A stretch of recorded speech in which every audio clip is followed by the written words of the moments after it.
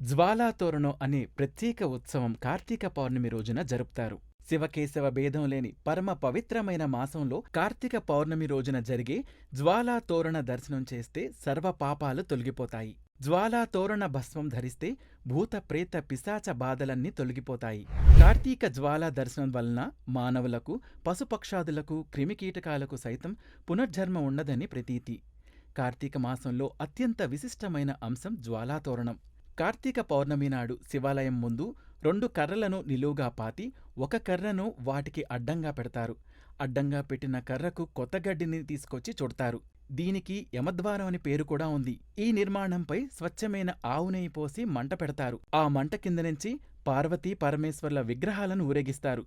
దీనినే అగ్నితోరణం అని కూడా అంటారు. పూర్వకాలం నుంచి ఈ ఆచారం కొనసాగుతూ వస్తోంది. మండుతున్న ఈ తోరణం నుంచి 3 సార్లు అటూ ఇటూ నడుస్తారు. మన పూర్వీకులు ఈ ఆచారాన్ని ప్రవేశపెట్టడం వెనక ఒక కారణం ఉంది.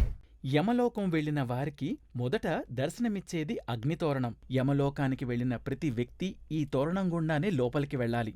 ఎవరైతే భూలోకంలో కార్తీక పౌర్ణమి నాడు జ్వాలాతోరణాన్ని దర్శించుకుంటారో వారికి యమలోకంలో ఈ ద్వారాన్ని దాటవలసిన అవసరం ఉండదు. వారికి పరమేశ్వరుడి అనుగ్రహం ఉంటుంది అని చెప్తారు.